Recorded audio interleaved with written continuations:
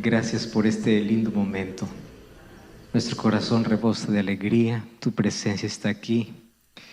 Y sí, hay momentos que las palabras no son suficientes para expresar toda nuestra gratitud. Mas en este momento, una vez más, pedimos que tu palabra, al ser abierta, pueda tocar nuestro corazón, pueda removernos, pueda en nuestro interior transformarnos.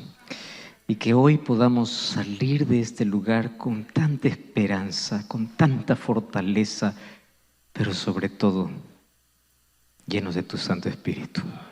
En el nombre de Jesús. Amén. Querido Pastor Ruber, su esposa, toda la iglesia, líderes y todos los que estos días hemos estado aquí o hemos interactuado, gracias de todo corazón. No hay palabras para poder expresar tanto cariño. Nos hemos sentido tan amados desde el momento que llegamos. Y el amor es algo que no se negocia, no se compra, no se alquila, es algo que nace. Sigan siendo la iglesia que ama, que acoge, que llama y invita a las personas para dar a conocer a Jesús, pero con ese amor que jamás se pierda. Una de las cosas que en Apocalipsis encontramos, la amonestación para la primera iglesia es: una cosa tengo contra ti, dejaste tu primer amor. Era el primer amor a Dios, pero también se reflejaba en el amor a los demás. Nunca pierdan de amar al Señor y de amar también a los demás. Gracias una vez más de todo corazón.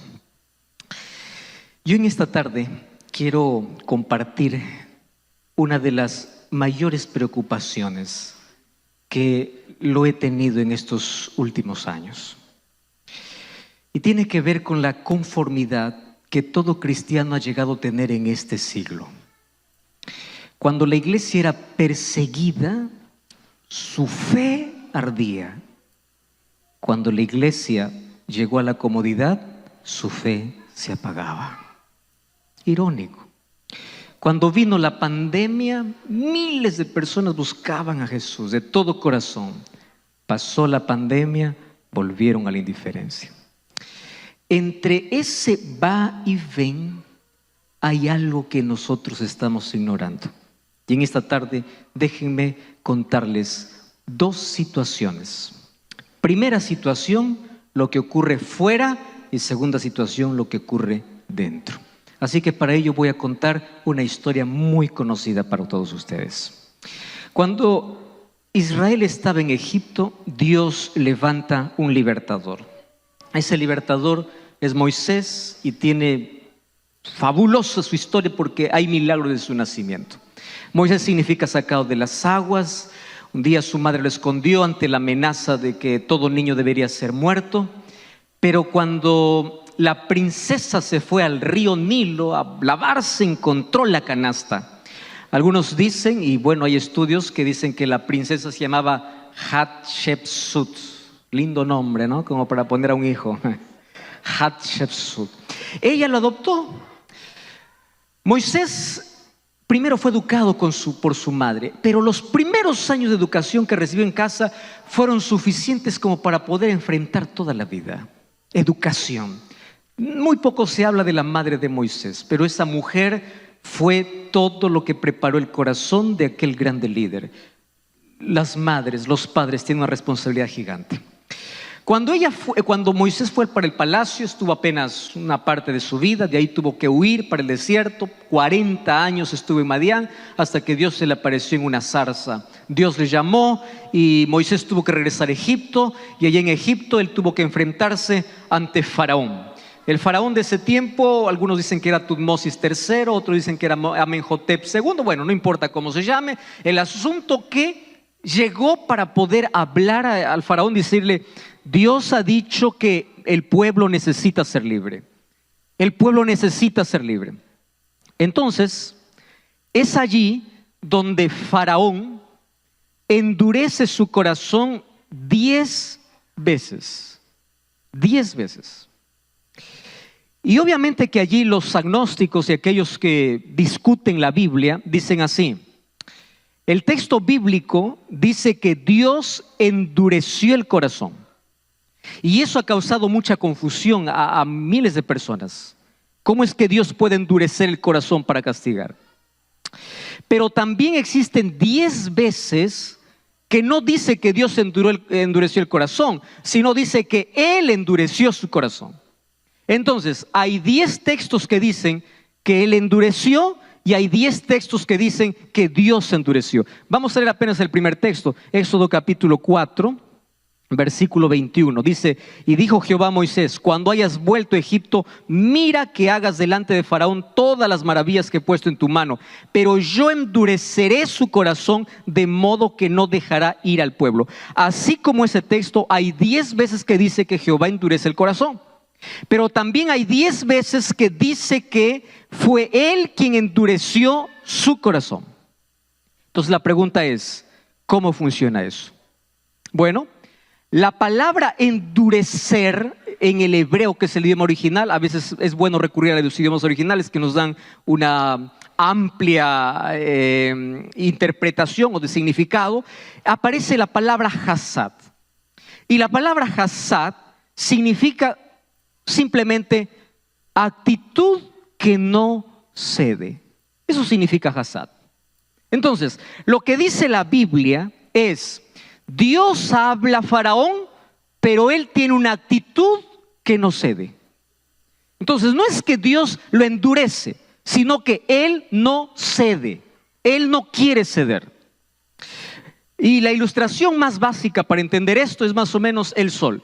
El sol trae calor, pero los elementos reaccionan de manera diferente. Por ejemplo, a la arcilla, ¿qué lo hace el sol? Lo endurece. A la cera, ¿qué hace el sol? Muy bien. ¿Por qué a uno derrite y a otro endurece? No depende del calor, no depende del sol, sino depende ¿de qué? Del elemento. ¿Correcto? Entonces, Dios es amor, Dios quería salvar a Faraón, Dios quería mostrar su poder, pero Él no cedía. Así de simple, no cede. Entonces, no es que Dios endureció, sino que la actitud de Faraón fue abiertamente decir: yo no quiero nada con Dios. ¿Está bien? Finalmente vemos que Faraón se endurece tanto que él es muerto, destruido. O sea, acabaron las oportunidades para Faraón. Hasta este punto la Biblia lo llama pecado contra el Espíritu Santo. Eso es de afuera. O sea, Dios va a llamar a todas las personas, pero hay personas que nunca van a ceder. Nunca van a ceder. Es el caso de Faraón. Nunca van a ceder. Van a resistir, resistir, resistir. Faraón vio todos sus dioses destruidos y él resistía al Dios verdadero. Faraón vio que el dolor venía y lo acababa, pero él resistía al Dios verdadero. O sea, no va a ceder hasta que finalmente peca contra el Espíritu Santo y acabaron todas las oportunidades. Esa se llama la rebelión abierta. Eso es afuera, pero eso no me preocupa mucho. ¿Saben qué más me preocupa? La rebelión sutil, que no funciona con los que están afuera, sino con los que están adentro. Y déjenme explicarles cómo es que un creyente puede tener el corazón tan duro como el de Faraón. Parece ilógico, ¿no? Porque nosotros creemos que quien tiene el corazón endurecido es aquel que está afuera perdido, aquel borracho, aquel homicida, aquel asesino. Él, le decimos corazón duro, no cede. No, es verdad. Hay muchos que no ceden como Faraón. Rebelión abierta. Pero hay otros que tienen una rebelión sutil. Y déjenme aquí resumir esta historia en el pueblo de Israel. El pueblo de Israel salió con brazo poderoso, vio milagros, vio maná caer del cielo, agua salir de una roca, una nube les protegía en el día, una antorcha de fuego en la noche. Vio tanto milagro y ninguno entró. Ustedes saben quiénes entraron de los que salieron de Egipto. Solo dos: Josué y Caleb. ¿Qué sucedió con todos los demás que salieron? Murieron en el desierto. ¿Por qué no entraron a Canaán? Por tres cosas que yo lo llamo las tres Is de la perdición. Primera I, ingratitud. Segunda I, indiferencia. Y luego voy a hablar sobre nuestra realidad. Ingratitud, indiferencia y incredulidad. Es fácil decir yo creo en Dios, pero en la realidad creer no es el conocimiento cognitivo. Creer demanda más, porque los demonios también creen y tiemblan. ¿Qué tipo de creer tenemos? Entonces, incredulidad, indiferencia e ingratitud permitieron que ellos no permitieron que ellos puedan entrar. Finalmente ellos se rebelaron contra Dios al mismo estado de la dureza del corazón de Faraón. Entonces aquí yo quiero expresarles mi mayor preocupación hoy. El problema no está con aquel que se endurece fuera. El problema está con aquel que se endurece dentro. Y eso es más peligroso. Y yo aprendí una frase hace algún tiempo atrás que a mí me llamó mucho la atención. Escúchenla, mastíquenla, saboréanla y reflexionen en ello. Dice así: la extrema familiaridad con las cosas espirituales pueden traernos insensibilidad. Y voy a repetir esto y luego lo voy a explicar. La extrema familiaridad con las cosas espirituales puede traernos insensibilidad. Voy a tocar así brevísimo por el tiempo que tengo corto hoy. ¿Cuántas veces escuchaste que hay que orar? La primera vez que escuchaste dijiste, sí, tengo que orar, esta semana oro. Segundo sermón, ya me eres tan tocado. Tercer sermón, un sermón más de la oración. ¿Cuántos sermones de oración escuchaste? Cuando tú escuchas un sermón y no aplicas para tu vida, estás endureciendo tu corazón igual que Faraón. No necesitas decir al Señor, no, yo no quiero nada contigo. Simplemente necesitas escuchar y no obedecer. Dios te dice, este es el camino, y tú dices, pues yo sigo en mi camino, yo estoy cómodo, yo no cambio, yo sigo es igual, yo sigo así. Y yo le voy a decir aquí una cosa pesada. Si durante esos 3 días ustedes vinieron aquí y después de esos 3 días la vida continúa igual, solo se habrá perdido tiempo. ¿Por qué? Porque la palabra de Dios, cuando se escucha, para que el corazón no se endurezca, ¿qué cosa tiene que haber? Respuesta, obediencia. Cada vez que el ser humano encuentra la luz y sigue en la oscuridad, ¿qué cosa está haciendo? Endureciendo su corazón. Y en esta tarde yo les voy a decir, peligroso es saber y no hacer. Peligroso es conocer la luz y continuar en oscuridad. Peligroso es escuchar la voz de Dios y no hacer cambios en la vida. Porque así como el que está afuera se rebela abiertamente contra Dios, muchos de los que están adentro se rebelan contra Dios, porque cuando hay cambios que tengan que hacer, no lo hacen sabiendo que tienen que hacer, escuchando la voz de Dios, entendiendo el plan de Dios, continúan. ¿Qué cosa hace? Endurece el corazón, para que la próxima vez ya no te duele mucho. La próxima vez ya no tienes más necesidad, hasta el llegar al punto de que te acostumbras a escuchar el mismo sermón 1000 veces y sigues con la misma vida.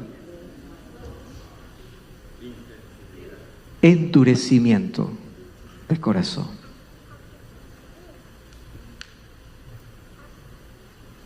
Y déjenme esta tarde decirles que existen 3 actitudes que hacen que nuestro corazón se endurezca. Primera actitud: Ustedes saben que el corazón no se endurece, y aquí probablemente alguien me va a malentender y espero explicarlo bien para que no me malentienda. El corazón no se endurece cuando alguien comete un pecado enorme, porque los pecados enormes tienen una gracia enorme que también lo cubre y lo puede perdonar. El corazón se endurece con pecados pequeños que tú piensas que son tan pequeños que no necesitan perdón. ¿Ustedes saben a quién estamos dispuestos a acusar? Aquel que comete, oh, escándalo, pecado grande. Pero mi pecado es chiquito. ¿Y saben a qué extremo hemos llegado? A minimizar nuestro pecado y a compararnos con el otro. Ah, pero yo soy menos, yo no hago lo que el otro hace. Ah, los otros están peor que yo. ¿Quién te mandó a compararte con el otro? Compara tu vida con la voluntad de Dios. No es que yo hago menos o hago más, es si mi vida está de acuerdo a la palabra de Dios. ¿Y saben qué cosa se llama esa actitud? Orgullo. Y el libro Camino a Cristo, que es un libro que todos nosotros necesitamos leer por lo menos unas 100 veces en la vida, dice así: el pecado que más ofende a Dios se llama orgullo. Si ustedes creían que el pecado que más ofende a Dios es hacer un escándalo y todo pecado ofende a Dios, todo pecado lastima a Dios, todo pecado hiere a Dios. Pero si hay un pecado que más ofende a Dios, es el orgullo, porque el orgullo es la barrera para no permitir que el Espíritu Santo cambie nuestra vida. ¿Y saben qué cosa es orgullo? Estar tan cómodos con una vida lejos de Dios, aún sabiendo que estamos sin Él. Así es mi vida, yo no voy a cambiar, así soy. Que me aguanten, que me soporten, que la iglesia vea, pues así soy. Dios finalmente me ama, y se esconden y se escudan detrás del amor de Dios para insistir en la oscuridad conociendo la luz. ¿Saben lo que dice Juan 3:19? La condenación vino al mundo, no porque el mundo estaba en tinieblas, sino porque el mundo, conociendo la luz, prefirieron las tinieblas. Escúcheme, hermano, le voy a decir con tanto amor: nadie se va a perder por haber andado en oscuridad. La gente se va a perder porque, conociendo la luz, continuaron en la oscuridad. Y aquí viene la frase más fuerte todavía de esta semana: el cielo estará lleno de grandes pecadores arrepentidos, y el lago de fuego estará lleno de pequeños pecadores que no se arrepintieron. El lago de fuego estará lleno de personas honestas, buenas, generosas, iban a la iglesia, eran buenas, líderes y todo, pero siempre se aferraron a pecaditos chiquititos y no permitieron que el Espíritu Santo los transforme, a tal punto que se endurecieron tanto que al pecado lo llamaron chiquitito. Y cuando tú comienzas a minimizar tu pecado, tú no tienes más necesidad de arrepentimiento. Y si no tienes más necesidad de arrepentimiento, no hay perdón. Y si no hay perdón, no hay salvación. Y eso se llama pecado contra el Espíritu Santo. Pecado contra el Espíritu Santo, yo lo resumo así: no es la capacidad de Dios para perdonar, sino la incapacidad del hombre para arrepentirse. Dios es capaz de poder perdonar el mayor pecado de este mundo, pero el ser humano, cuando se vuelve incapaz de reconocer su pecado y lo minimiza, Dios no puede perdonar, porque donde no hay necesidad de perdón, no hay salvación. Orgullo. ¿Recuerdan ustedes el rey Saúl? Como creía que era rey, él se atrevió a hacer cosas que... soy rey. Como alguien que dice: yo soy doctor, tengo el título, yo tengo dinero, y como yo tengo dinero, yo hago lo que quiero. Ahí está Saúl. Saúl se atrevió a hacer cosas en contra de Dios porque creía, orgullo, tenía poder, tenía riqueza, tenía liderazgo. Y si ustedes comparan, préstenme atención aquí, el pecado de Saúl con el pecado de David, ¿cuál pecado para ustedes es más grave? ¿El de Saúl o de David? De David. David se hizo de un momento a otro en un asesino, en un adúltero. Todo el mundo se escandalizó, todo el mundo tapó los ojos, lo acusó. Este merece morir. Claro, porque así condenamos.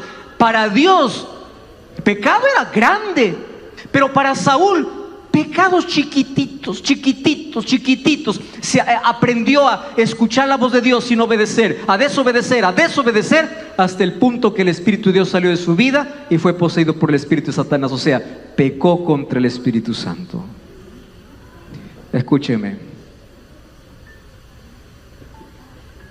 Si escuchamos los cambios que tenemos que hacer y seguimos con la misma vida, nuestro corazón se endurece. ¿Recuerdan ustedes a Judas? Esta es la segunda actitud por la cual se endurece el corazón. Espíritu de crítica. Criticó a una mujer que derramó un vaso de alabastro. Él estaba viendo donde todo está bien, siempre buscaba algo malo. Ahí está Judas. Y él se aferró a un pecado que nadie conocía. Aferrarse a lo que no se debe es peligroso. Criticar a todo es peligroso. Y hay una tercera actitud que endurece tanto nuestro corazón, y no es quitar nuestros ojos de Jesús. En lugar de colocarlos en Cristo, colocarlos en las cosas de esta vida. Colosenses 3:1 dice: poned vuestra visión en el cielo y no en la tierra. Salmo 51:11, David decía: Padre, no quites de mí tu Santo Espíritu. En otras palabras, no permitas que me haga sordo. Y yo en esta tarde quiero finalizar diciendo lo siguiente: el mayor problema de nuestra iglesia es que está muy cómoda. ¿Ustedes saben cuál es el problema de la Odisea? La Odisea tiene cosas que ninguna otra iglesia tuvo. Mucha comodidad. Éfeso fue perseguida, Esmirna también. Por eso es que la gente daba su vida por su fe, y mientras más sangre se derramaba, más cristianos se levantaban. Hoy somos tan cómodos y nos creemos tan ricos. Tú dices: soy rico, no tengo necesidad de nada.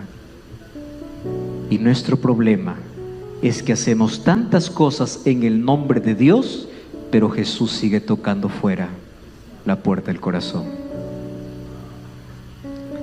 Aquí podemos decir gloria a Dios, pero Jesús no está en el corazón. Aquí podemos decir tantas cosas sobre Dios, pero Cristo sigue tocando la puerta. Y cuando Apocalipsis 3:20 dice: aquí estoy a la puerta y llamo, si alguno oye mi voz, ese texto no es para el que está afuera, ese texto es para la iglesia, porque la iglesia cada vez se volvió más sorda, a tal punto que Jesús dice: si alguno oye mi voz. Quiere decir que ni todos los que están en la iglesia están escuchando la voz de Dios.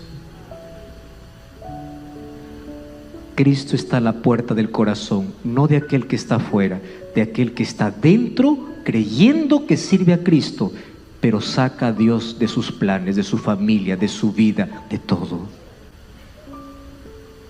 La garantía para que llegues al cielo no es cuántos años estás en la iglesia, sino cuánto tiempo pasas con Cristo. ¿Dónde está Jesús? ¿Fuera o dentro? No permites que tu corazón se endurezca. ¿Qué cambio necesitas hacer? Tú sabes. Mi esposa va a cantar una linda música. Ven, Espíritu Santo. Y ella va a cantar este himno como una oración. Y yo quiero que en esa oración, tú allí donde estás, no te voy a invitar que vengas aquí adelante. Yo te voy a invitar que allí donde tú estás, si hoy eres tocado por el Espíritu de Dios, para hacer cambios en tu vida, en lugar de venir aquí adelante, allí donde estás, si quieres ponte de rodillas y ora al Señor de todo corazón y dile: Señor, hay tantas cosas que yo he minimizado en mi vida, hay tantas cosas que he necesitado cambiar y nunca lo he hecho, y ¿sabes qué? Mi corazón cada vez está más duro, mis pecados cada vez